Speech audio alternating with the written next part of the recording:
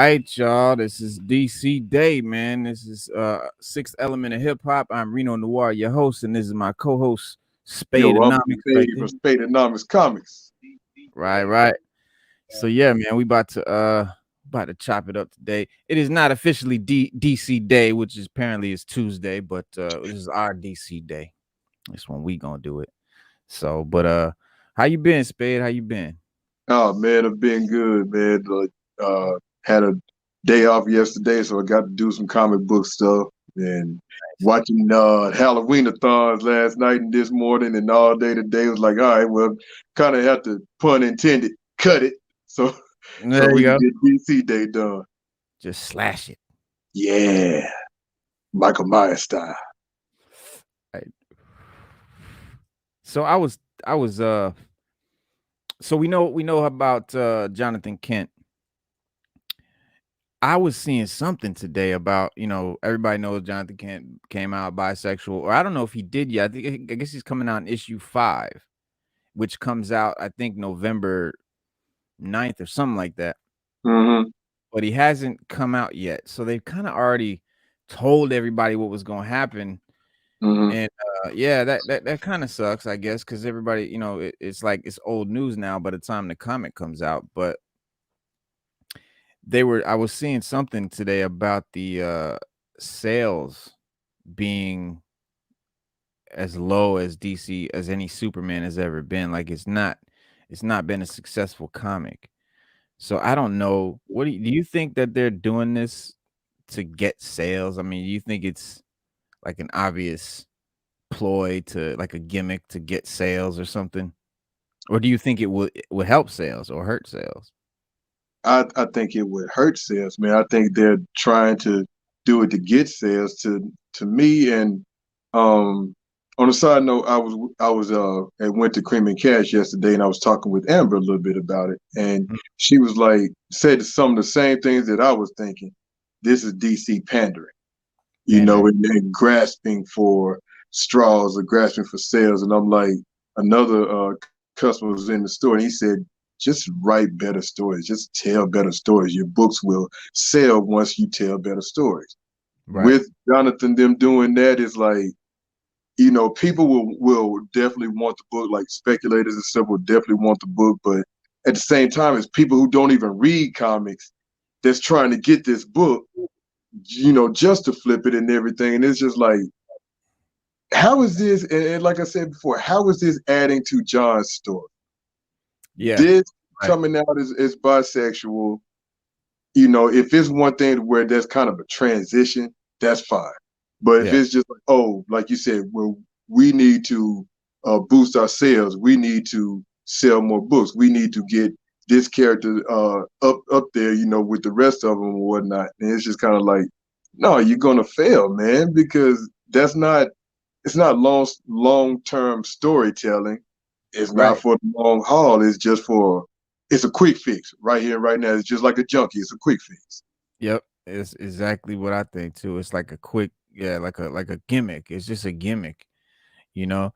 And I don't know. I don't feel like it's supporting the LGBT community. I don't feel it's good for that community. I don't feel like it's it's like it's pandering, but to me, if I'm part of a community and they're doing stuff basically using my community to sell books and making, basically like using it to, as a gimmick, I'd be offended. Like I'd be like, Mm, that's whack.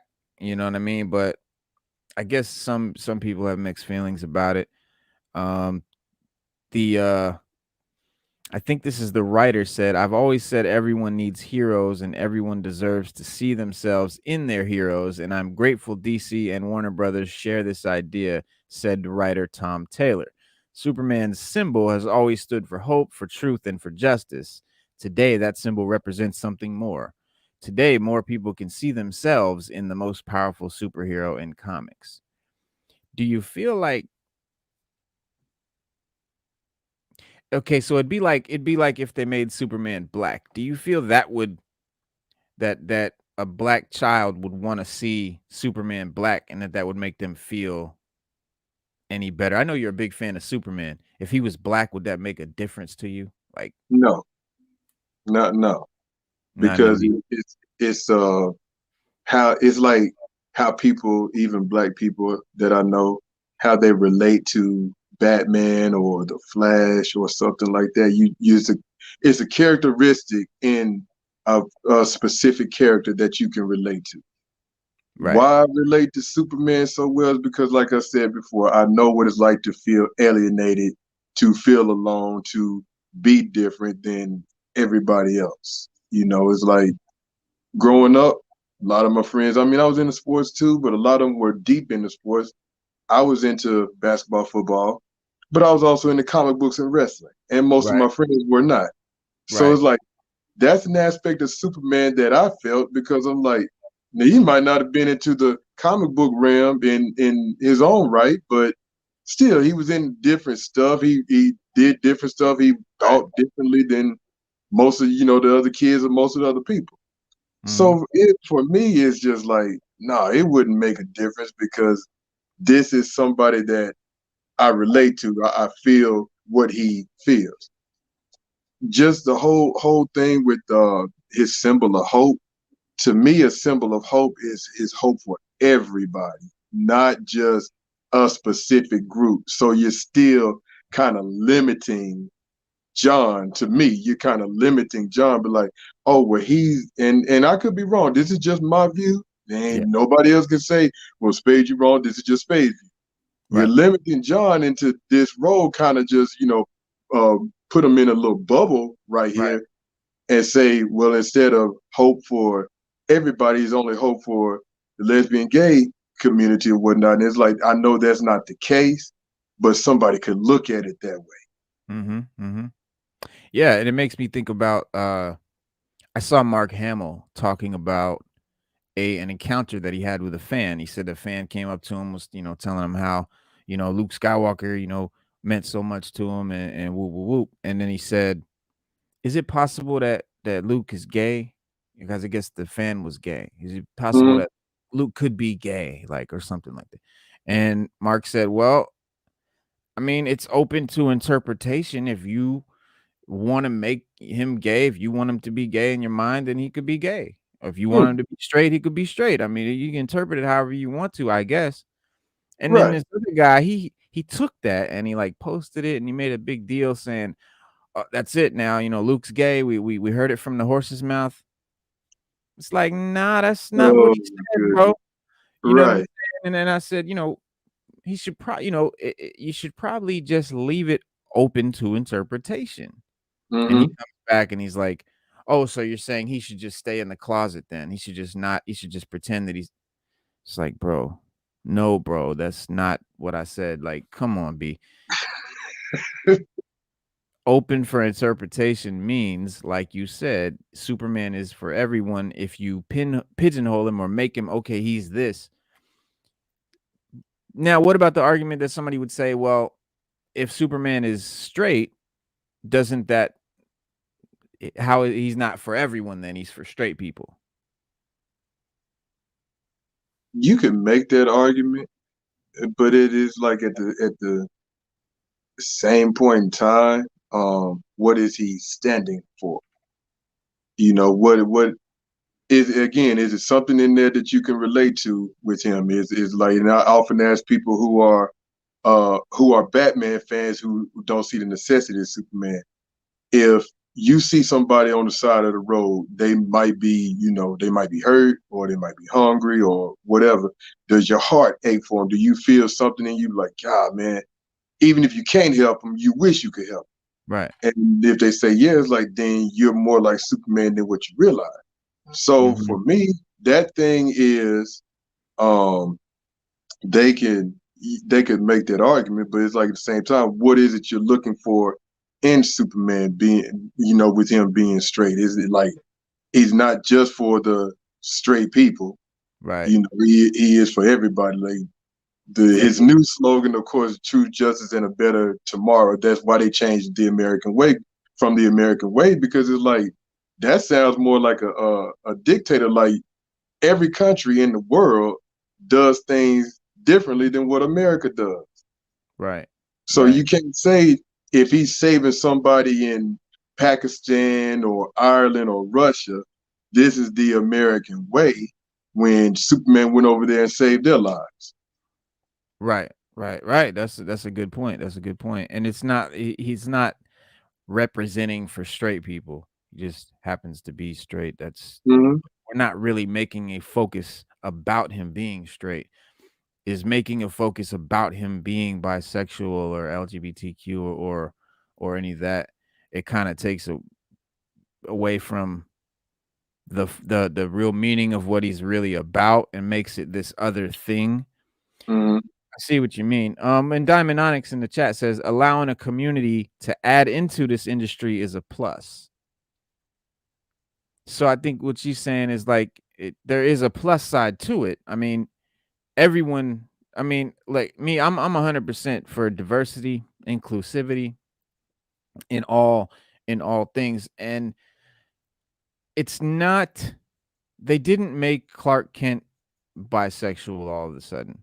They kind of created this new character, and it's his son, and it's not a main Justice League icon that's been an icon since the 40s. You know what I mean?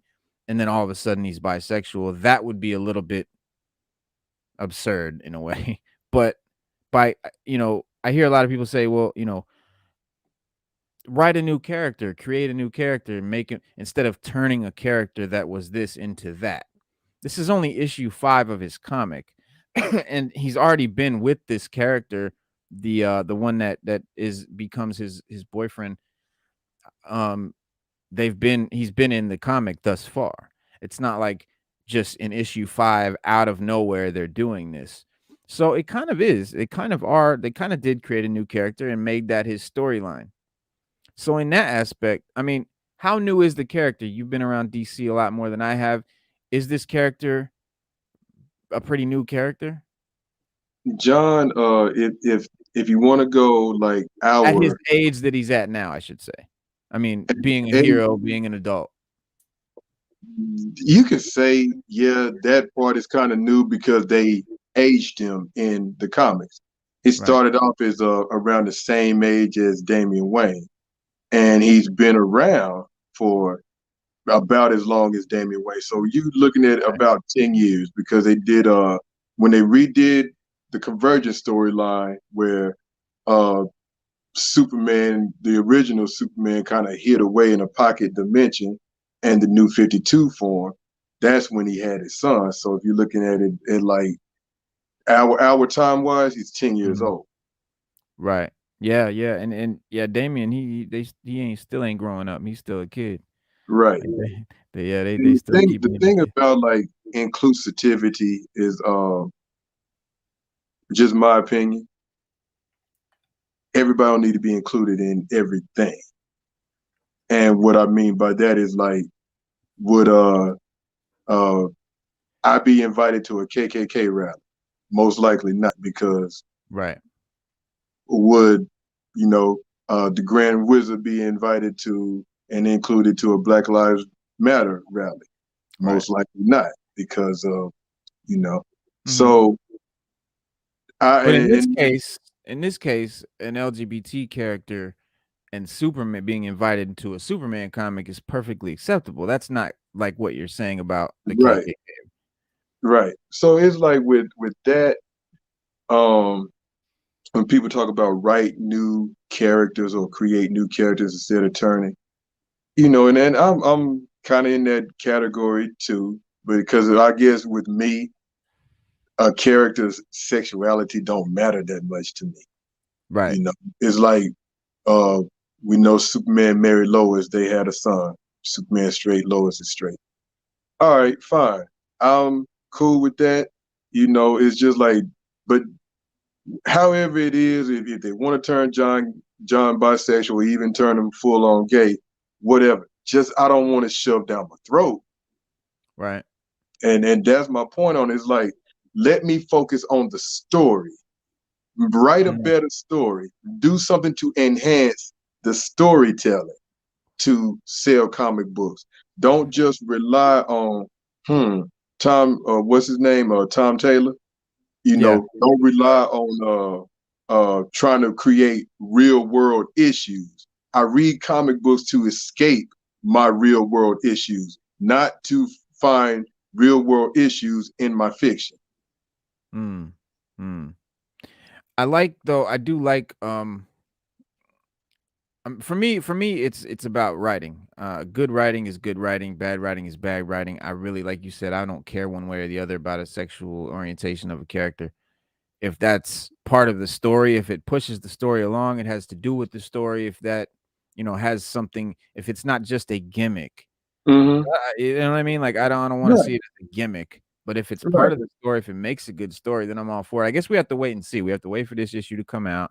We have to see where it goes after that, to really know if it is good writing or what it is. Because we kind of, again, I thought this comic had come out. I'm just now reading stuff, finding out this thing ain't even coming out till November 9th.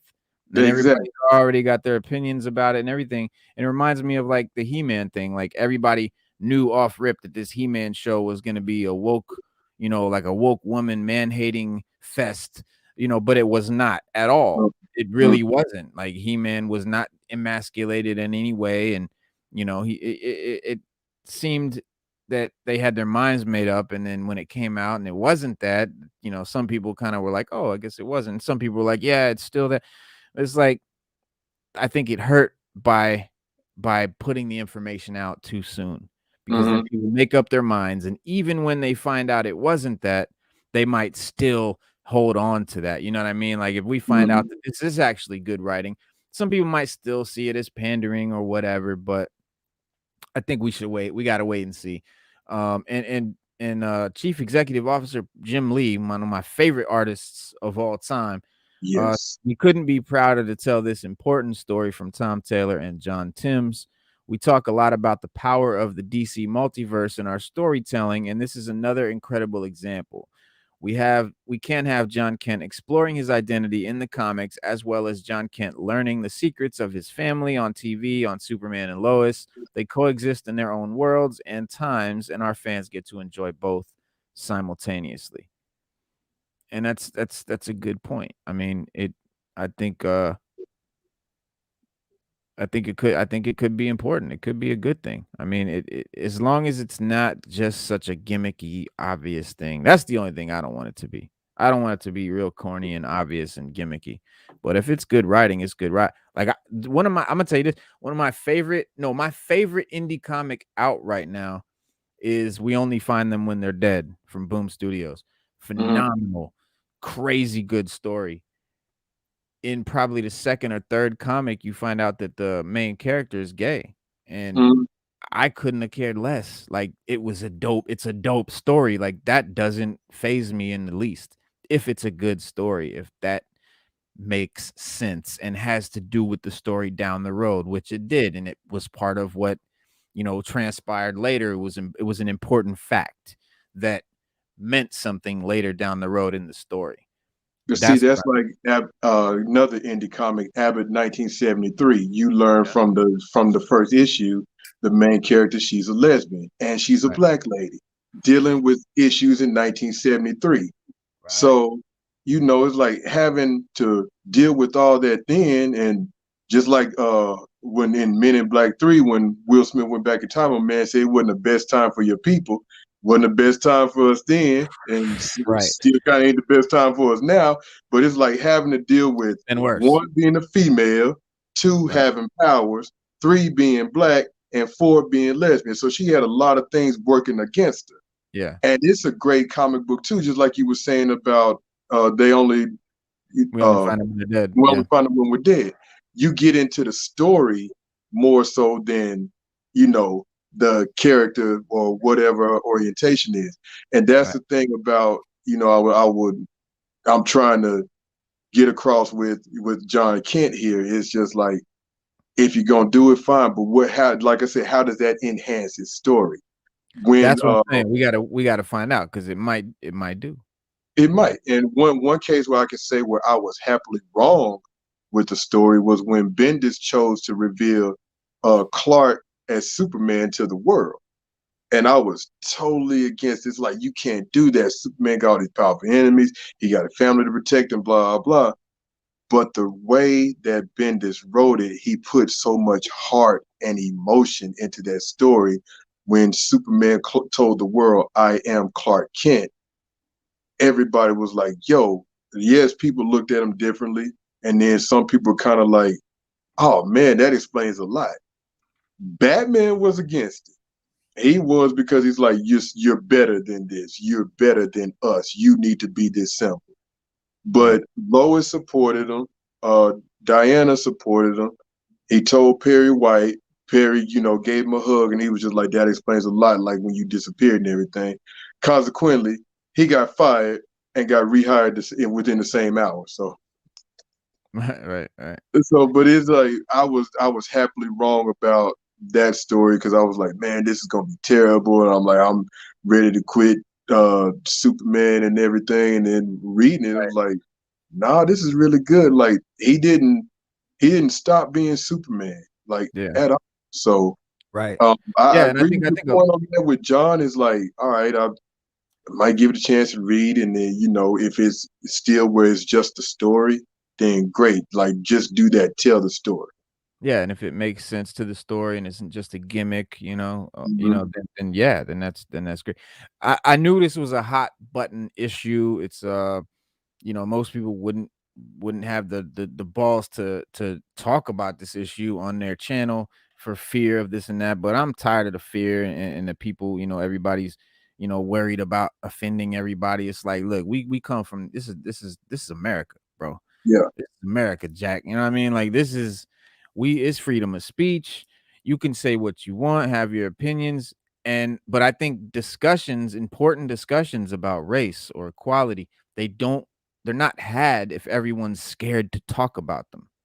So it's like I want to have this conversation. Diamond Onyx in the chat, you said WOW real big. Wow, like expand on that. What is it that is wow? What were you referring to right there? But yeah, let us know in the chat. But again, I mean, we're gonna get off this subject in a minute, but I just wanted to, make it very clear that we on the Sixth Element Hip Hop in no way support bigotry or any of that. We're all about diversity and inclusivity, and we're a multiracial channel. We were everything about us screams diversity. But what we don't like is diversity for the sake of a gimmick to kind of sell comics or sell a make a TV dollar. show, make a dollar off of it.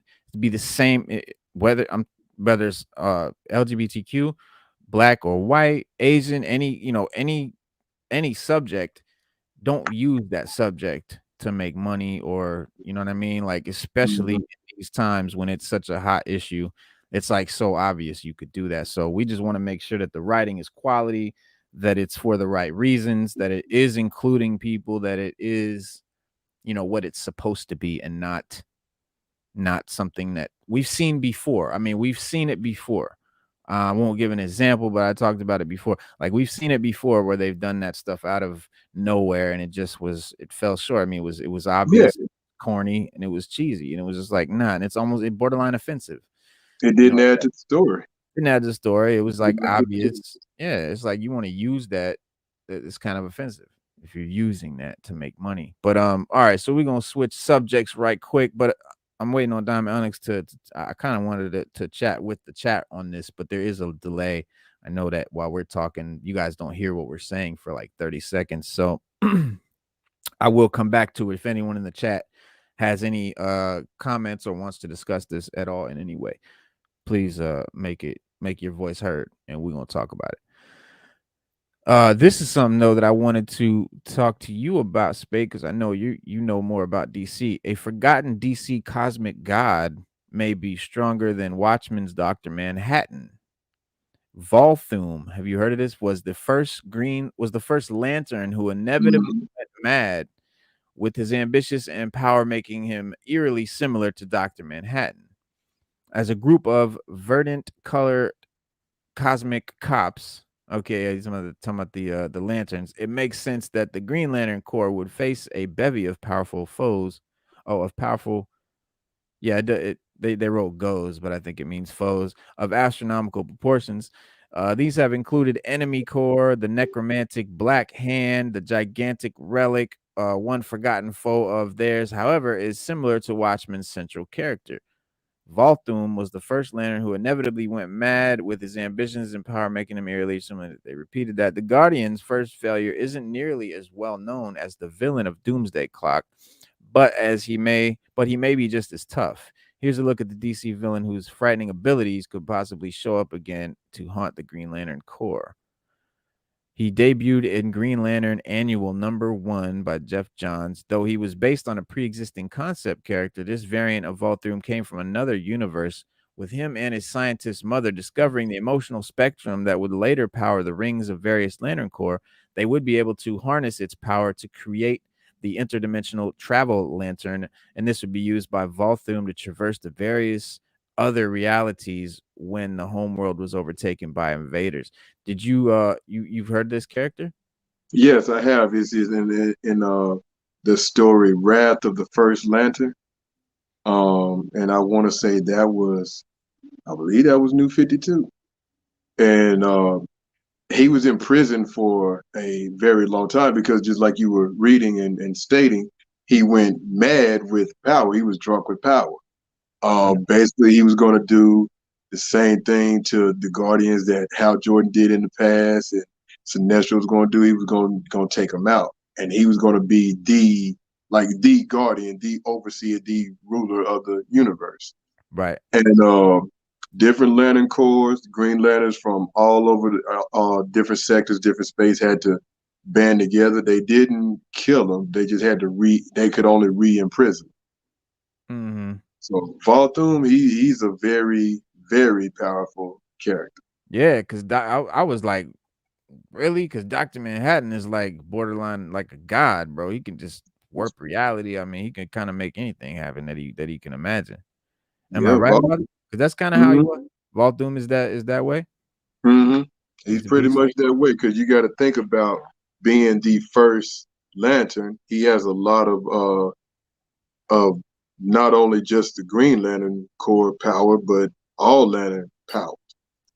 that's what I was gonna say. Is he the first Green Lantern, or he was He just the was the first first Lantern? Green Lantern, Okay.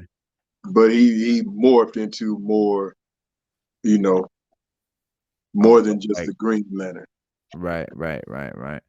Well, another hero that is sort of compared with a lot with another hero is the Hulk is often compared with Superman as kind of, like rivaling in strength. Um Mm-hmm. because Marvel has their character and DC will have their corresponding character, like not always as obvious as Deadpool and Deathstroke. Right. Like Wade was sometimes it's a little more they're a little different, like Iron Man may be more kind of like a Batman in a way because they're both millionaires that created a suit. They have no powers, but they just use Mm-hmm. the stuff, the tech that they, you know what I mean? And Mm-hmm. the Hulk is like, unstoppable, like Superman is far, damn near invulnerable. You can't really do nothing with him. His strength level is, beyond, it kind of as crazy as they want to imagine it to when they write. But what, Hulk, he never had no laser eye beams or none of that. Like he just was strong, you know what I mean? But now Hulk Hero reveals epic new eye beam gamma power to rival Superman. New hero gained her a new hero that gained her powers during the events of Immortal. Oh, it's not Hulk, is it? Okay, let's read this. A new hero It's that a gained her Hulk, but I don't know which Hulk it is. Like if it's Bruce Banner from Immortal. I still hadn't read Immortal Hulk number 50 yet. Right. Yeah, me neither. And this is but they are talking about Immortal Hulk, but it says Hulk Hero reveals Mhm. epic new eye. See, this was very clickbaity because I thought because they've got a picture up here of Hulk and Superman with It's the eye beam, Superman. Yeah, I saw that like too, and it's I was gonna you like, did okay. I was Yeah, looking at it, I'm like, really? I'm like, you yeah. want to give him like gamma beams now? To me, the hero or heroes that closest reminded me of Superman in Marvel were Thor, Sentry, Hyperion, Century, Hyperion, yeah. uh, Blue Marvel, and Guardian. Right. And I was like, yeah, those are the most of the ones that kind of Because they that are wear a most cape and they Superman. fly and they're Yeah. Superman. Yeah. And so But that to me, they're more Superman like because their powers have the depth of their powers has yet to be explored too. Whereas, right, and not gonna get me wrong, Hulk is the same way, but it's like we know the madder he gets, the stronger he gets. right. Well, and then they've even changed that a little bit. Like now he, where it wasn't based on rage and he could, but I mean Immortal Hulk is a new thing, but it says a new hero that gained her powers during the events of Immortal Hulk has incredibly powerful I beam gamma power that can rival even Superman. A new hero who rose up amid the events of Immortal Hulk storyline reveals an epic I beam power she gained after being exposed to gamma that could rival the power shared by Superman. Jackie McGee was a reporter who joined up with the Hulk while working on an article about the strongest Avenger. McGee had been present throughout the Immortal Hulk series, and though through the adventures she shared with the Hulk, she was exposed to heavy amounts of gamma radiation, the same semi-supernatural substance that turned Bruce Banner into the Hulk. And through that exposure, she gained some incredible powers, ones that would even give Superman pause. In Immortal Hulk 50, written by Al Ewing with art by Joe Bennett and Roy Jose, Hulk, Joe Fixit, and Jackie McGee travel to the Below Place to retrieve Bruce Banner and defeat the one below all once and for all. When the team comes face to face with the Elder God made manifest through the gigantic and twisted form of the leader, the two Hulks use their fists to try to break Banner free from his demonic grip. Well, okay, so this is definitely more of a Marvel thing. I really thought we were going to talk about Superman and the Hulk there, but this is DC Day, man. So we're not gonna go heavy into Marvel stuff. But Zack Snyder reveals Batman villains he wanted to bring to the DCEU, and I think Mm-hmm. that would be cool.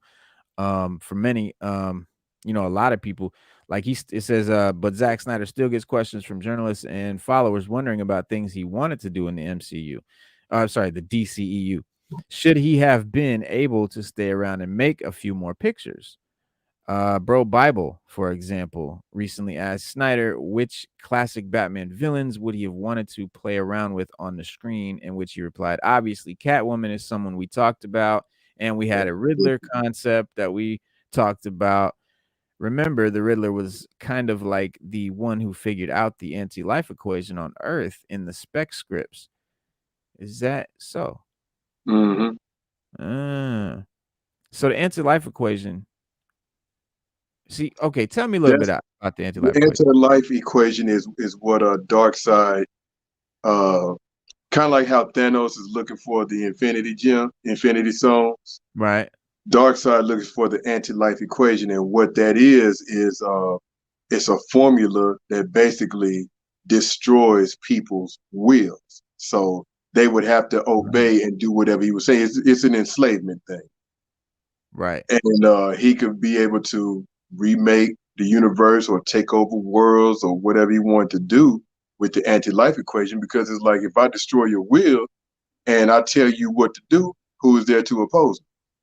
Right. In the nightmare scene in Batman versus Superman, where Batman dreams Superman kills him, Superman was taken over by the anti-life equation in that, Oh, okay. So and in the people like, anti-life, it would also he would have a good control over the Green Lantern Corps too, because yeah, they're all about will, right? So mhm. he would be able to utilize them as like an army force.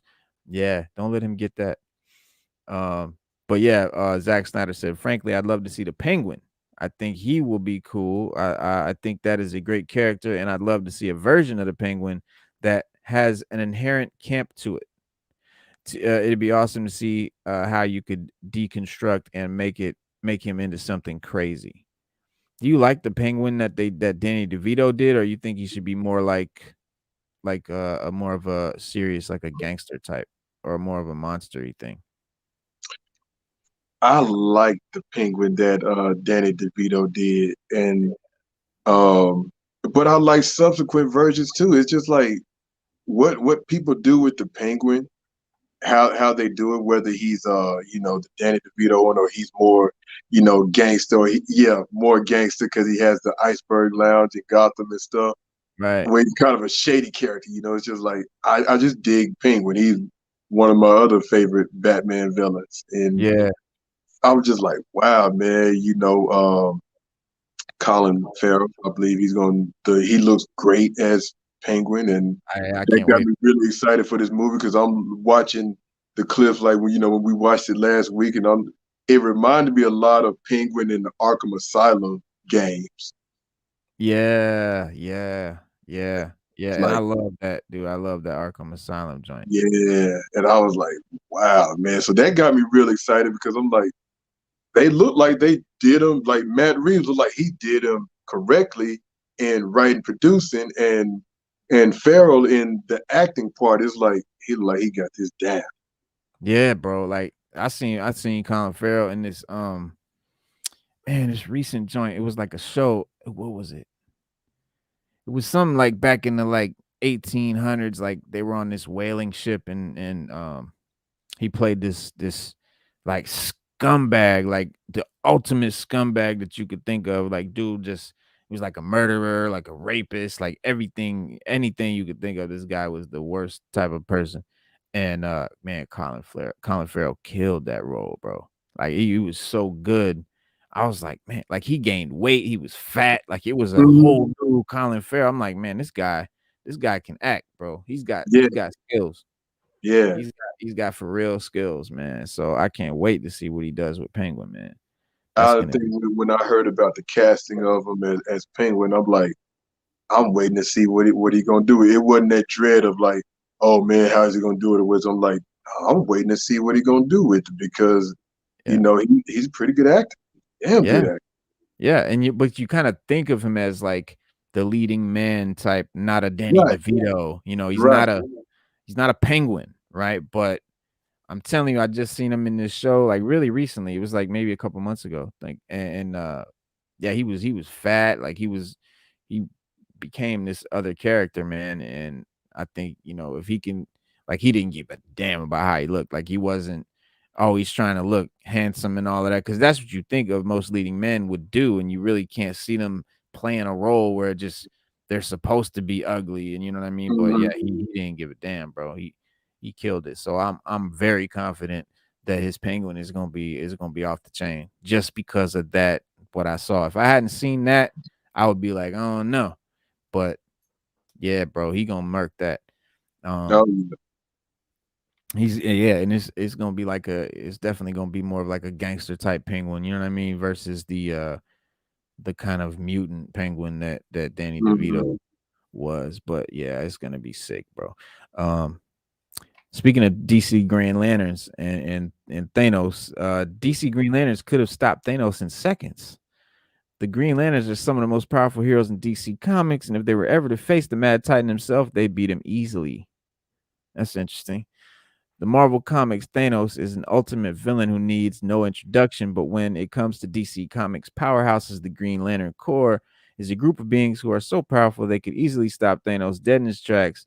The Avengers might not have been able to stop the Mad Titan's infamous snap in comics in the MCU, but equipped with the power to manifest anything and everything they can think of, Green Lanterns wouldn't have a problem ensnaring or ensuring that Thanos never gets a chance to get off his nefarious plans.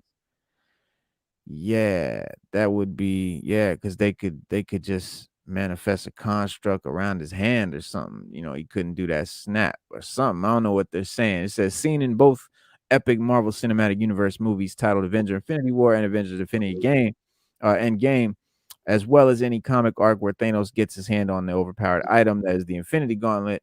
This evil baddie is nigh unstoppable when wielding the full power of the Infinity Stones, often using it against any number of Marvel heroes to fulfill Thanos' immoral desires. The Infinity Gauntlet is an object that is taken seriously in comics and film to a point that even a slight mention of its name sends chills down people's spines. Capable of giving the user a boost of power and the ability to alter reality in time and space, and more, Thanos acquiring the Infinity Gauntlet is never a good thing, and it's something that Avengers need to utilize their combined strength and skills of combat. Yet, when it comes to prying the weapon from Thanos' hands before he had the chance to make use of it, Marvel's mightiest, especially in the MCU, seem to always have a hard time stealing it away from the guy. Enter the Green Lantern Corps, finally. Harnessing the jade-tinged willpower wavelength of the emotional spectrum, Green Lanterns can create powerful emerald constructs that barely need to be aimed or even used close to a bad guy to employ effectively. Furthermore, Green Lanterns can fly and are skilled in combat outside of their overpowered abilities, giving them the upper hand in battle against a being that uses brute force frequently. From Captain Marvel grappling Thanos in the movies to Iron Man making custom tech to stop him from closing his fist and even steal the stones themselves, Green Lanterns could easily manifest a number of highly efficient and similar constructs to help stop Thanos in seconds, either constructing something in the palm of his hand to prevent him from using the gauntlet, effortlessly pulling the stones from his grip, or even tearing the weapon from Thanos' hand altogether. Greenland's constructs are so strong that if Iron Man's armor can take the brunt of Thanos' attack, their powers are more than capable of stopping him entirely. You know, it's sure, but it's a comic. You could say anybody. I mean, in any, you know what I mean? Like, it just depends on how they write it. Like, it's, That right there is number one. It depends on who's writing and how they write. However, I do disagree with that article because if we're gonna talk movies, we seen that Thanos had a strong will. He wasn't gonna let anybody or anything stop him from his destiny. right. He even killed his own adopted daughter. He would have killed his other daughter too. And he was like, I don't care, nothing will get in the way. So it's like that's willpower.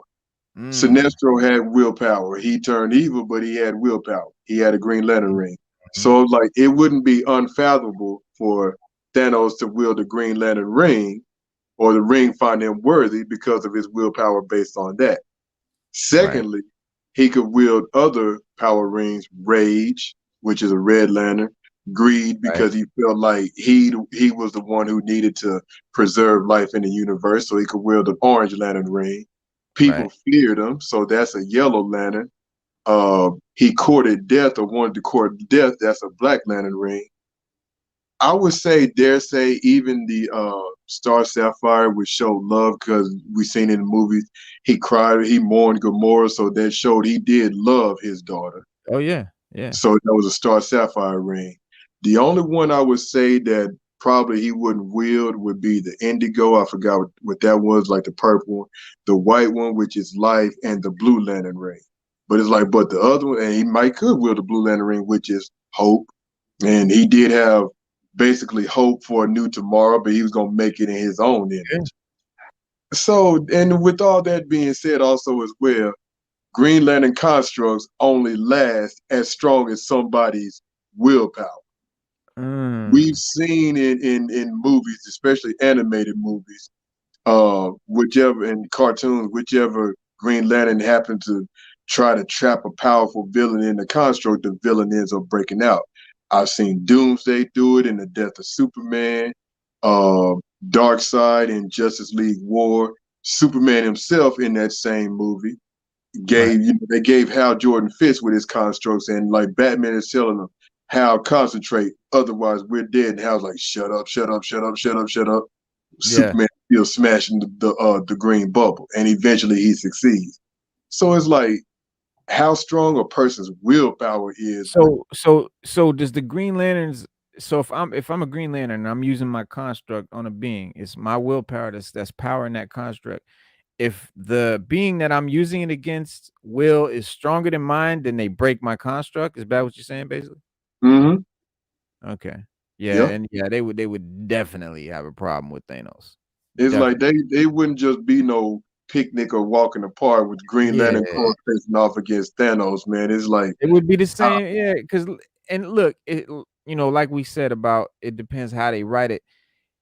The only reason they didn't whoop Thanos is because they wrote that Star-Lord stupidly woke him the fuck up, like punched him. You know what I mean? It was Right. like, come on, B. Like that would have never happened. Like Star Lord, I don't care how mad he was, he ain't stupid. Like that Mhm. was just dumb. So, but that's how they wrote it. They had to They give had to a have an reason. out for him. They had to have a reason, right? They had to have an out. They had to make that work. So yeah, yeah, sure, buddy. They could make the Green Lantern win, but it just depends how they write it. Absolutely. Oh man, but yeah, man, that the I was like, nah. When you would talk about that, I was kind of like, I remember it, like Green Lantern comic books I read and cartoon movies and live action things. It's just like, no, if they had a problem, if Earth's Mightiest Heroes had a problem with Thanos, the Green Lantern Corps would too. Yeah. Yeah. Yeah, yeah, exactly. And speaking of the Green Lantern, Darkseid has become the most powerful Green Lantern in the DC universe. I saw that, but I didn't get a chance to read the article. Well, it says in Justice League Last Ride, Darkseid reveals his end game, taking on the power of the central power battery to kill DC's heroes. Okay, Ooh. that's something I don't know about. What's the central power battery? That's where the Green Lantern rings get their power from, and because the rings Oh, do the rings, each lantern ring itself does not automatically power and stay powered. You have to. It's just like plugging in your cell phone. You have to recharge it. right. So the central power battery is each lantern's big. Think of it as like a I guess like a gigantic reactor that you get Mhm, power mhm. from, and it's making power so it can distribute power. That would be the Right. best way to kind of explain Yeah. it. Well, I mean, it makes sense. It's pretty self-explanatory then, the central power battery.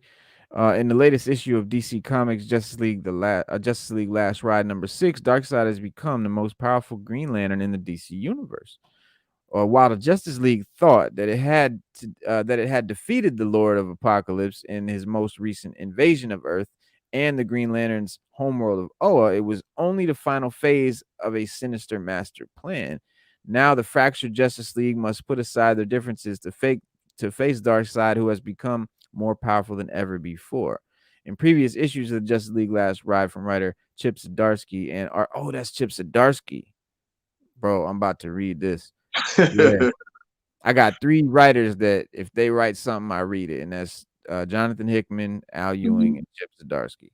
Okay. Um, absolutely,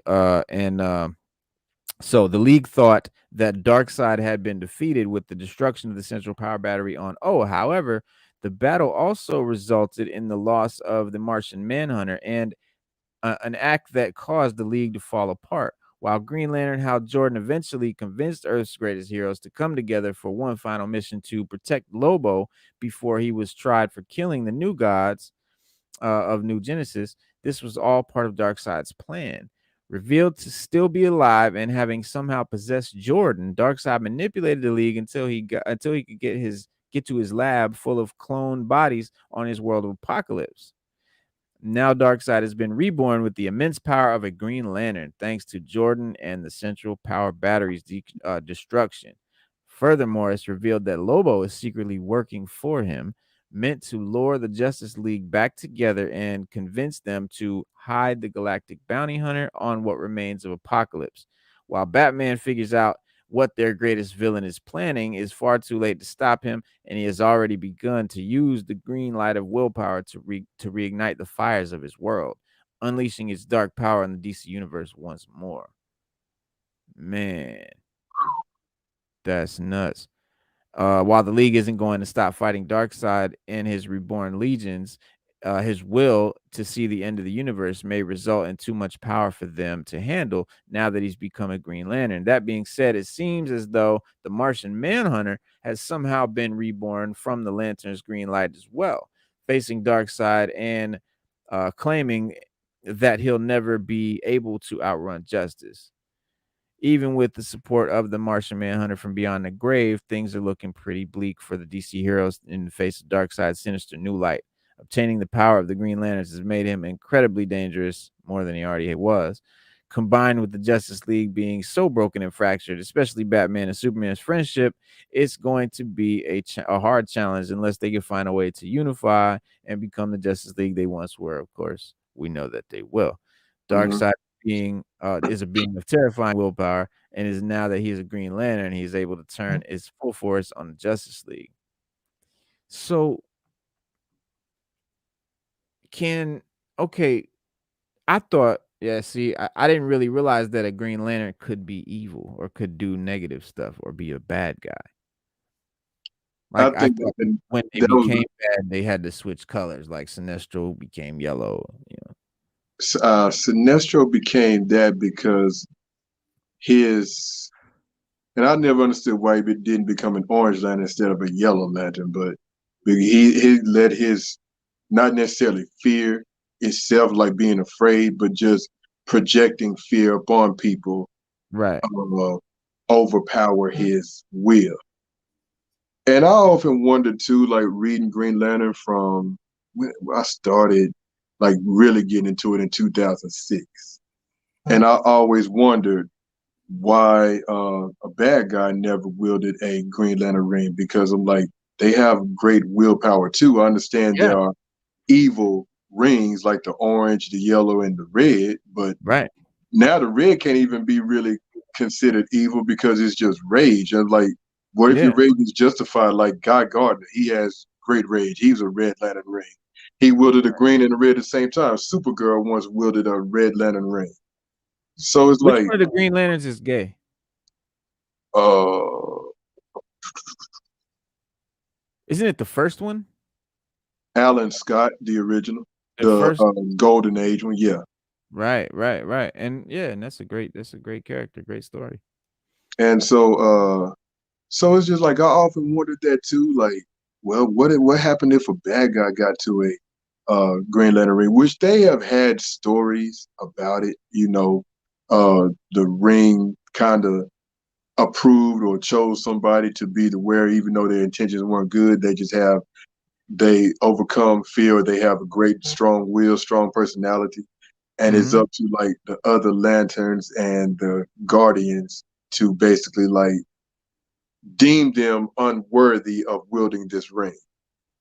So they Right. kind of have to, you know, however they write it and work out. Like I said, it's been stories about it. I've only had a few here and there that I've read where a bad guy does kind of wield the ring and be like, oh, okay.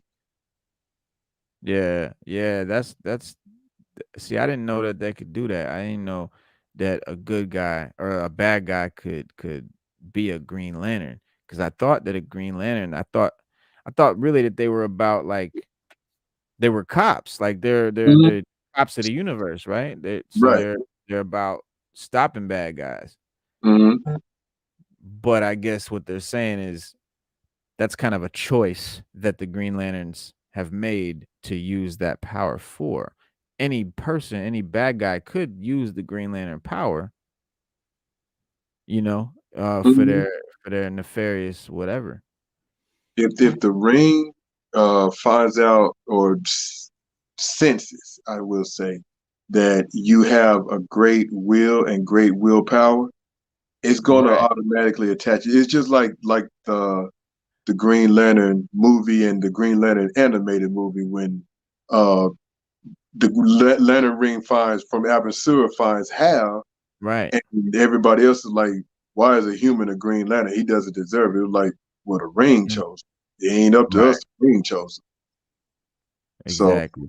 it's just like the ring very well could choose, an evil person could choose a healer or a villain to be his bearer. That's interesting. That's really interesting. Yeah, I did not know that. That is really interesting, man. So oh, Nightwing, bro. Nightwing was one of my favorite dudes. It said he's being challenged for the title of DC's first Robin. Robin's number one Nightwing's challenged for the title of DC's first Robin by a violent anonymous figure who claims to have been Batman's first protege. The debut of Robins is already setting up the massive showdown between Batman's five previous Robins and an anonymous assailant challenging Nightwing for the title of the very first Robin. Robin number one sees Dick Grayson, Jason Todd, Tim Drake, Stephanie Brown, and Damian Wayne joining forces to fight a terrorist cell in Bloodhaven before retiring to an apartment for a Bat family Robin roundtable. Their meeting doesn't last long, though, with their unknown assassin throwing down the gauntlet early on. Batman's legacy of taking in struggling children and molding them into fighting proteges has received a lot of negative attention recently, with many wondering if other heroes should intervene on the Dark Knight's unhealthy pattern. Besides all the day-to-day trauma that comes from being Robin, Jason Todd, who goes by the Red Hood, literally died for the mission. Although he was famously resurrected with a Lazarus pit. Dick Grayson, who now fights independently as Nightwing, has always been referred to as Batman's first Robin. But what if there was someone before him? Have you ever heard of a Robin before? Wow. I read a thing once, and I even got a comic book that's like all Robins, and it's like every Robin, every incarnation from TV to cartoon, basically, Right. and Elseworlds. But I've never heard of another Robin before Dick Grayson. There, technically, there wasn't one because Dick was the first. So, right. and Batman was young in his career at the time that he Yeah. took Dick Grayson under his wing. Yeah. Yeah. It was pretty early on for Batman too. So I wonder what they're gonna do. It's called Robins. We've already got a Robin comic that's called Robin, but there's one coming out called Robins number one, or it might have already come out. Written by Tim Seeley with art by Baldmar Revis, sees the five current and former Robins meet to discuss and finally decide whether being Batman's sidekick was a good thing or not, which has been a debate recently, like in the real world. Like, it's kind of weird when you think about it. Like Batman taking in these kids and like training them to go fight, grown ass villains and stuff. And Yeah. it's kind of dangerous, and is it a good thing? Well, each of Batman's sidekicks reflects on their own experiences of being Robin, coming to different conclusions about how their time under Batman has impaired them or impacted them. Simultaneously, while in a crowded park, a hooded figure returns a fallen Robin chick to his nest in a seemingly compassionate action before suddenly detonating a grenade, killing the family of Robins as well as several innocent bystanders. She references her replacements as Robin by saying, "That's what we do to the boys who kick us out of the nest." Hmm. And it's a female. The meeting of the Green Underwear Squad is quickly interrupted after Tim Drake notices his Bat computer has locked him out. Before the front door is kicked down by a harried man, this man reports that someone got him out of the prison Blackgate before he is identified as Del Kane, a member of the first gang that Dick Grayson ever took down as Robin. Del Kane mentions that others were let out, including Garzonis, that innocent creep, or that innocent creep, and Shadid girl. The Robins quickly realized that each of the names represent their gauntlets or the first major enemies they took down as their respective Robin. So basically, this character has released all the first criminals that these Robins each took down in their career, and Del Kane is about to warn the gathered heroes of an even greater threat before he is shot and killed with a sniper bullet through the head, which was probably this character. And while the gathered Robins don't notice yet, their assassin is a young woman dressed as Robin, who declares herself to be the very first one, indicating she was Robin before Dick Grayson ever was. There are countless possibilities as to who this woman could be. Batman fought crime for years before taking Dick and training him to become his supposedly first Robin. So there is a chance that there is yet an revealed sidekick before Nightwing. This woman also resembles King Robin from the Dark Multiverse, potentially revealing that the Dark Multiverse still has agents on Prime Earth. Be sure to pick up Robin's 1 and its ongoing issues to solve the mystery of who the true first Robin is. Okay, that makes sense when you talk about the dark multiverse thing, Mm. because it's they got a extensive graphic novel that was one shot books tells from the dark multiverse where different events happen different. It's basically like a what if. Events happen differently. It's like one of them is what if Azrael had continued being Batman? What if Lois had taken Superman's power during the death after the death of Superman? Oh yeah, she was pissed, bro. Yeah, and Yeah. so when you mentioned that about it, and as you were talking, I was like, all right, I can kind of see where this is coming from. And then when you mentioned the other Robins, the only one that wasn't mentioned was the one from the Dark Knight Returns, the Carrie Kelly Robin, Mm, right. Yep. and and it was like that was kind of uh Dark Knight 3 was kind of set more in a alternative timeline slash future. And So it's Carrie like, Kelly's a female, right? yeah, her and Stephanie Brown are the only two female Robins. Okay, so they're so this isn't like they're not doing like this just to make like the first female Robin. So there's been a few. There's been a Hmm. couple. Hmm. Okay. And see, they kind of make it seem like, I mean, they're not, they're making it seem like it's, Earth One's Batman that they're talking about. Because all these different Robins that they're talking about are Earth One characters. I mean, they all exist in the regular universe. Hmm. So making this character a dark multiverse character, kind of, they kind of were kind of wording it as if, she's from Earth One. It's just something we didn't know about. But maybe it's gonna be that on their Earth, she was before Dick Grayson. If that's the case, though, why is she over here on Earth One messing with these Robins? It's like DC. A lot of times they have a problem with uh not convoluting a storyline so much, Uh-huh.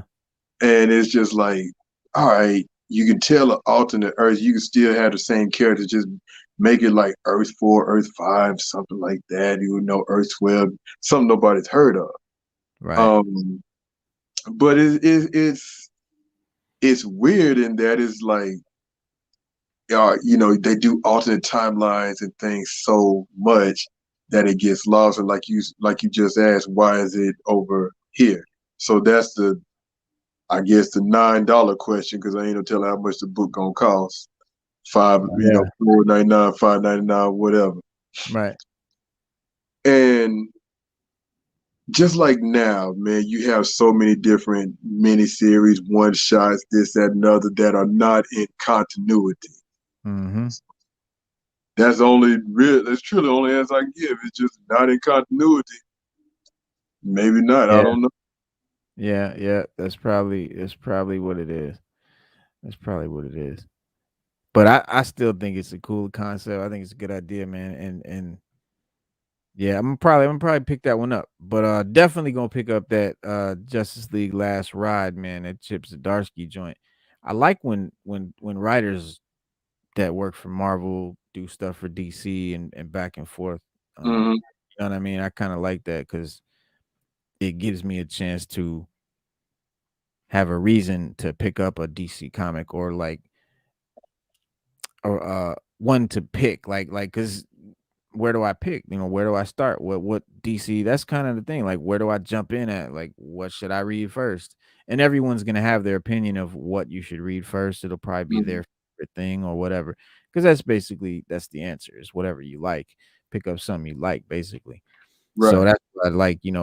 Okay, I know this author. He did some stuff I like with Marvel. So okay, I'm gonna read his DC stuff, and then that helps you get into DC. So anybody that's like already been into Marvel that's curious about DC, find some writers that you like from Marvel or artists and stuff that they did that you know about and check out their DC stuff. A lot of times when if a writer comes from another company, that is a great time to start. If that's what how people follow, that's a great time to have a jump on point because they're going to start with the all new story, and Right. they're going to tell their story for however long they're contracted out with. Right. However long the contract goes, they're going to tell and write this story. So it's like that's where that would be a key for us for a jump on point. A lot of people always say, "Well, start with issue one or blah blah." Like you might not can find issue one. Yeah, yeah, exactly. You Yeah, know. you'd have to read it digitally or something. Hmm. Yeah. And issue 1 of Superman ain't got nothing to do with current Superman stuff. It's completely different. It's a whole different story. It's a different character, basically. He didn't even fly back then. He only jumped. He could Hmm. leap tall Leap buildings tall in a buildings single in a bound. single bound. That's it. I used to, because as a kid, I used to always wonder why they said it. I'm like, he flies. You got to leap nothing. What do you mean? I mean, but he used to not. Because he wasn't that powerful back then. Yeah, And they yeah, were like, yeah, we ain't gonna make him fly. Then somebody was like, we should make him fly. yeah. I think the more they started to run out of stories and stuff to tell, you can only foil so many bank robberies. You know what I mean? Hmm. They had to start creating really interesting villains and stuff like that with superpowers too, and then they had to kind of buff him up a little bit. So, all right, man, it's October 30th. Tomorrow's Halloween. I guess this is kind of our Halloween episode. So just before we cap it off here, before we end this, 10 best monsters in DC Comics ranked. From demons to zombies, the DC universe has plenty of monster characters that go bump in the night. DC universe is filled with heroes and villains, both human and metahuman alike. So, what are these 10 best monsters? We've got number 10, starting with number 10, the Hugo Strange's monster men. Wait, what are they called though? let Cannibals. me You know what they talking about? Because they got an ad covering the dang word. How let me retarded. look up Hugo Strange in my encyclopedia real There you quick. go. There you go. Hugo Strange is known for his twisted psychological experiments, but with the Monster Men, Hugo Strange became a full-blown mad scientist. Using inmates from Arkham Asylum, Hugo Strange mutated and altered his victims until they resulted in deformed, mindless beasts. So that's what they're just called, Monster Men. And then Hmm. number 9, okay, so number 9, we got Killer Croc. Waylon Jones, sadly, was born with an affliction that gave him scale-like skin. As a result, he was treated like a monster. Like the similar tragic tales, being treated like a monster resulted in him turning into one, a man-eating metahuman living in sewers, thus earning the name Killer Croc. Number 8 is the Trench. Wow. Ooh, ooh, Legends of that's good. Legend is that a that's probably a Aquaman character. They you have you seen the first Aquaman movie? Yeah. You remember when they were on the boat, all the things kept jumping up on the boat they were fighting? Those Uh-huh. are the trench. Ah. The legends of sea monsters told by sailors likely all pale in comparison to the Trench. These abyss-dwelling creatures are best described as underwater versions of the xenomorph creature from Alien franchise. They are tall, have sharp teeth, and bipedal bodies that make them a threat both in and out of the water. They're never alone, traveling in swarms. Hunters can sink a ship within minutes. Hmm. Number 7, Etrigon. The Oh, demon. yeah, I seen a they got a action figure. They got a figure of Yep. him. Yep. Hmm. In his Looks life, real. Jason Blood was a knight of Camelot until Merlin bound a demon to his soul, thus making him immortal with citing of a poem. Jason Blood transformed into the demon known as Etrigan, who fights for good despite his violent and fatal methods. And interesting point about Etrigan is he always talks in rhyme. Ah, And like whenever he's transforming, the poem goes, "Gone, gone, the form of man, arise the demon Etrigan." ah, okay, okay. See. Spade knows his stuff. All right, number 6 is Clayface. I mean, Basil Carlo or Matt Hagen, depending on the portrayal, was already less than stellar person before his powers. After getting the ability to shapeshift, he became worse, especially when he took on criminal activities, which further pushed him away from being Basil Carlo and into the shape shifting monster known as Clayface. Yeah, and then number 5 is Frankenstein himself. Yes, Mm. the creature from Mary Shelley's novel exists in a DC universe and even leads his own team of monsters in the comic Frankenstein Agent of Shade. The twist in the DC world was that Dr. Victor Frankenstein used the blood of an alien in the process to bring the monster to life. And this was always, I kind of thought, was their Frankenstein, but number 4 is Solomon Grundy. Born on a Monday, Solomon Grundy, born on a Monday, begins the famous poem that typically follows the character, an undead brute that has haunted Gotham since his death as Cyrus Gold in the 19th century. He was resurrected as Solomon Grundy in the 20th century as a villain of the original Alan Scott Green Lantern. Ah, see, I always wondered where he came from. You know Mm. what was he about? Um, but yeah, he was an Injustice that we just saw. I remember him from the comics and the Justice League animated series with him being a gangster, and Mm. his main goal was to always regain his soul. Right, right, right. Yeah, man. He's I mean, he's kind of like their Frankenstein in a way, but he's more like a zombie, I guess. He's a zombie. Yeah. Yeah. Mixes the classic zombie trope with a visual reminiscence of Frankenstein's monster. That's what they say. So yeah. All right, and number 3 is Man Bat. It's the classic science gone amiss story. A nice scientist trying to cure deafness in the world tries merging his DNA with that of a vampire bat. What could possibly go wrong?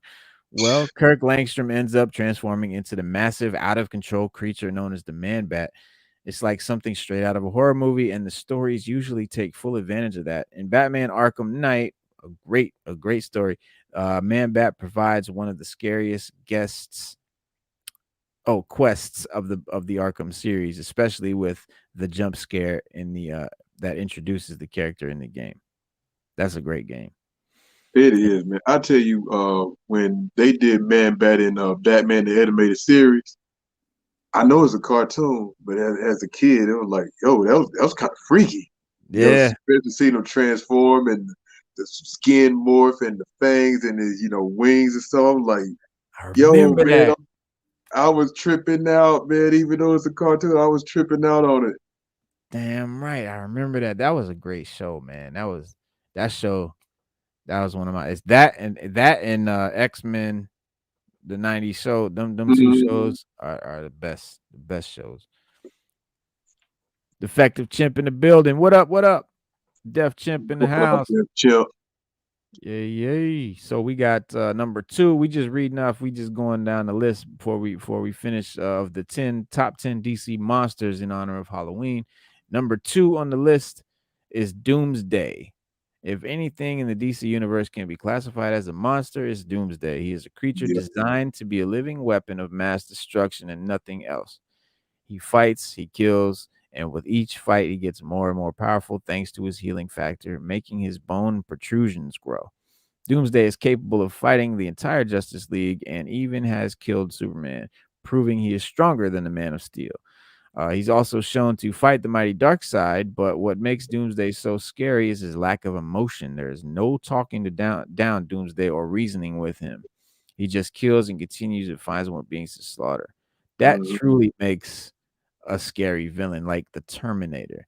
Right. Like, remember when I remember being a little kid and Kyle Reese was like, he absolutely will not stop until you are dead. There's nothing you can do about it. You can't reason with him. You can't talk to him. You can't appeal to his fucking emo. There's nothing. Like he's just Hmm. gonna kill you, and there's nothing you can do. I was like, wow, that's deep. That's Yeah. deep. 'Cause Yeah, and that describes Doomsday. that's Doomsday. Yeah, so yeah, man, he should be number 1, but they gave number 1 to Swamp Thing. I guess Really? because he's number 1, the number 1 monster. Though he did not create Swamp Thing, Alan Moore revolutionized the character by creating a more complex anti-hero. After Dr. Alec Holland is murdered, his consciousness is merged with a plant to create a humanoid creature that fights for the plant life of Earth, simply known as the Green, while trying to maintain peace with humanity. It's far from a typical superhero origin and is best been described as a tragic monster story, once again emulating the classic Universal monsters such as the Wolfman and the creature from the Black Lagoon. Swamp Thing is acted as a superhero, however, and proven to be quite the powerful being in the expansive DC universe. That was radically strange. But with this power coming from the Green, which unites all plant life on Earth, Swamp Thing is by far the most powerful monster in DC Comics, and a hero that has saved countless lives since his debut in the 70s. How is he the most powerful monster? But yeah, hell yeah, Swamp Thing is my shit. Swamp Thing is dope. I rock with Swamp But Thing. I would say powerful monster. You know, if Doomsday kills Superman, to me, that's your most powerful monster. Right, right. But I guess they mean like because he can control all plant life on Earth. Yeah, but it's like, But he's is, is vegetation gonna do any good against a monster like exactly Doomsday like when it tears right through? that's why they saying it. But plants don't be doing that. I mean, I guess some of them are poisonous. I don't know, but Doomsday is immune to dang Yeah. near everything. It's like whatever killed him before couldn't kill him again. Wow. Yeah. So Doomsday. Yeah. I even though technically is not a monster per se, I would have put Scarecrow on that list Yeah. Yeah. Yeah. Absolutely. He's not a because monster per se. You're right, but he's Scarecrow. yeah, yeah. Yeah. He should have been up there. He should have been up there. So I would have added him. He might have You been know, an not honorable mention. yeah. And I'm like, I can understand it, the list would be like, oh, if you ran up on these on the street, this is your monster. This would be, Yeah. oh, monster. I get that.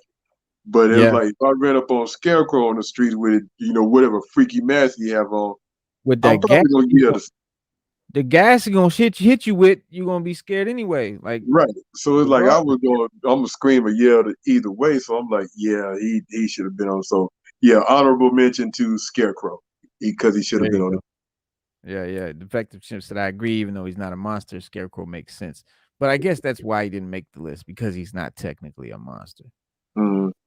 I guess that's it. I don't know, man. I just got these two packages. I don't know. Might be some DC stuff in here.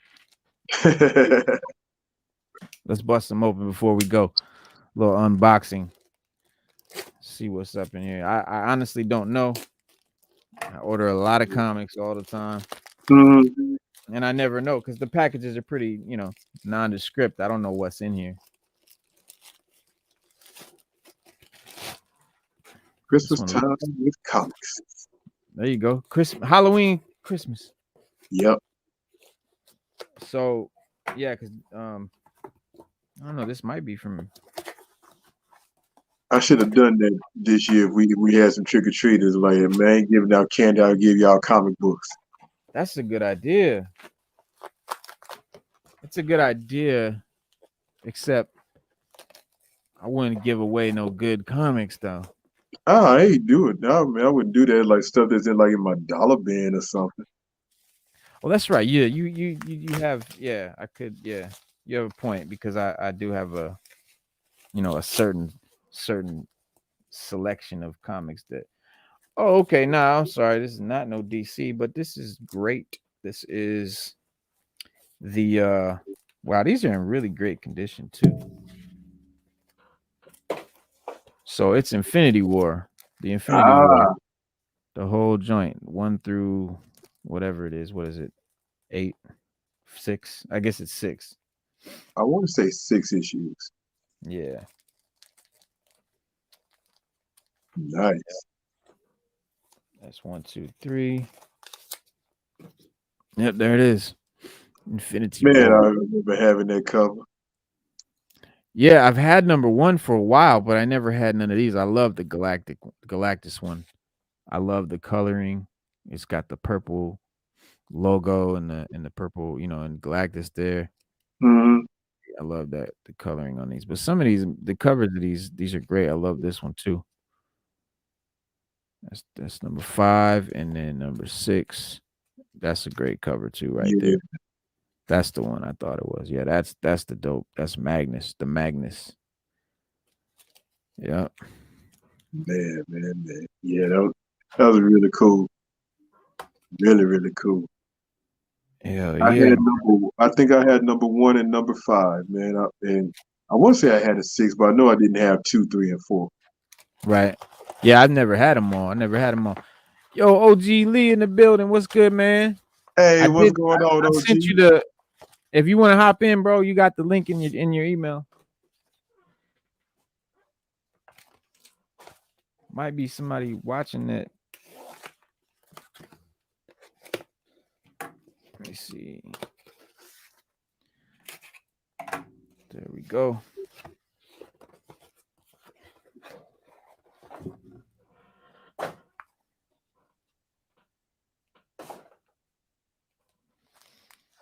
Okay. Did I really order this? Inferno number 1. Why did I order this? Yeah, you really ordered that. Did I really though? I know I didn't order it for you. Nah, but maybe there's something. Maybe that's a freebie they tossed in. Let me see if there's something else in here. It's a pretty thick package. Maybe they just put a whole bunch of backboards in here too, though. Let me see. How thick is it? I mean, okay. They must have tossed that one in. I ordered the Snake Eyes and Storm Shadow. I know I ordered that. And Baroness, man, yeah. Yeah, love that. You putting that one on your wall too? No, Yeah, put that on the wall. it ain't going on the wall because those are really by one specific artist. All these Snake Eyes and Storm Shadow is by one Uh, artist. But this ain't that kind of art.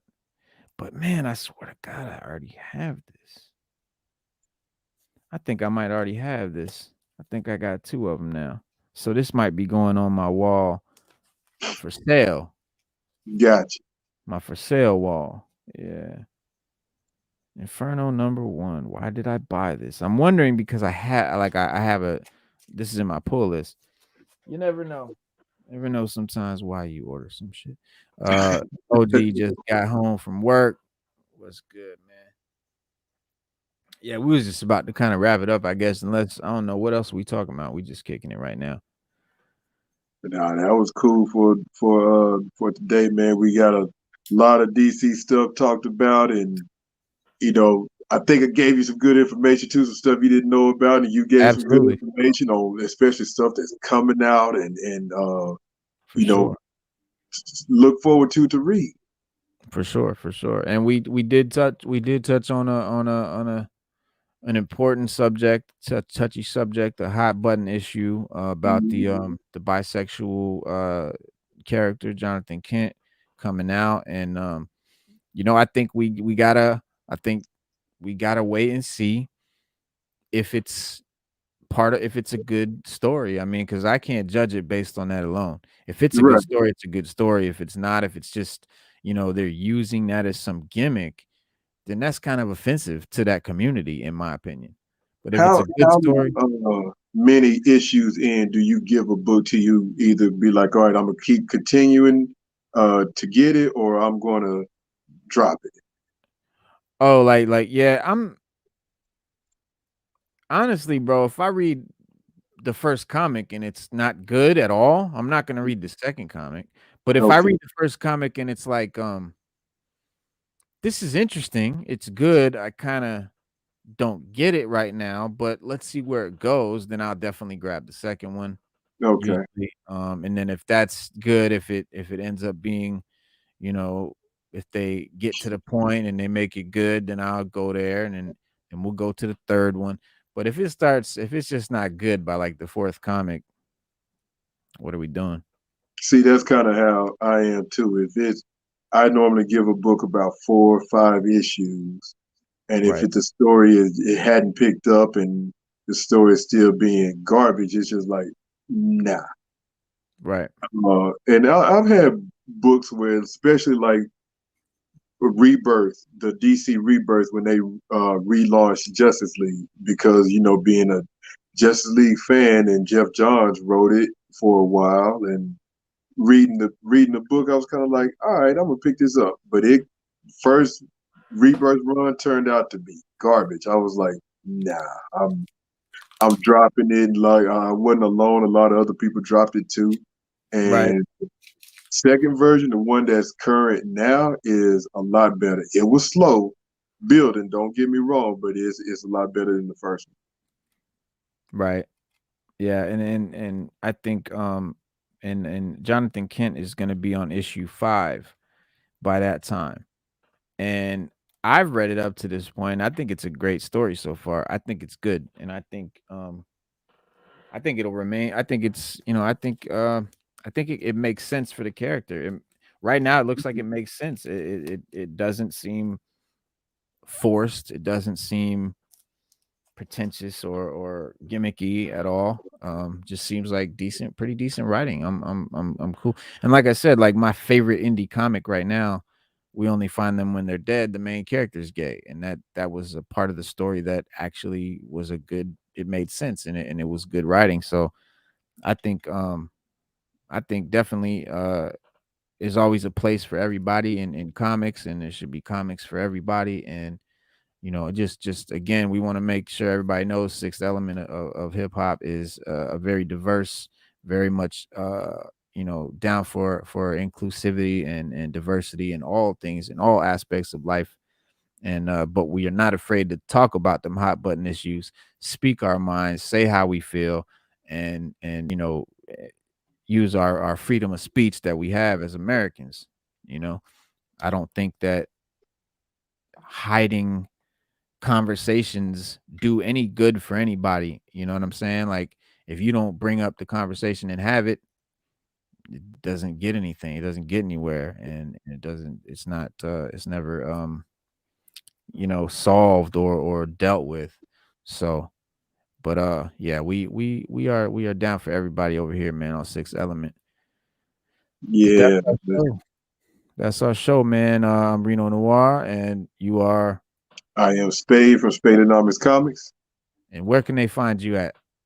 Find me on Instagram at Spadeonomics Comics, Twitter at Spadeonomics, YouTube channel 1 ACE7.